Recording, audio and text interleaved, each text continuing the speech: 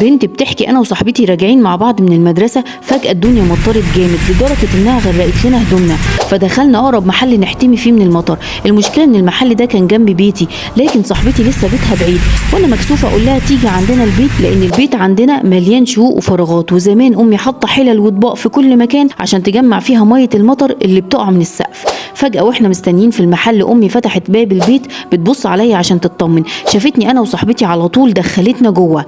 بقيت مكسوفه جدا من صاحبتي. امي قدمت لها عيش هي خبزاه عجبها جدا، وكانت مبسوطه قوي وهي في بيتي. امي سالتها لو تحب تكلم مامتها في التليفون عشان تطمنها، قالت لها لا يا خاله، لما اوصل هطمنها. قالت لها بس ممكن تكون قلقانه. صاحبتي قالت لها لا، هي مش في البيت، هي عند جدي، وسكتت وهي زعلانه. ففهمت انا وامي ان في مشاكل عندها في البيت بين مامتها وباباها ممكن توصل للانفصال. عرفت ساعتها ان تشققات بيتنا ارحم بكتير من تشققات اسريه ممكن تكون ملهاش علاج. رايكم ايه التشققات الاصعب؟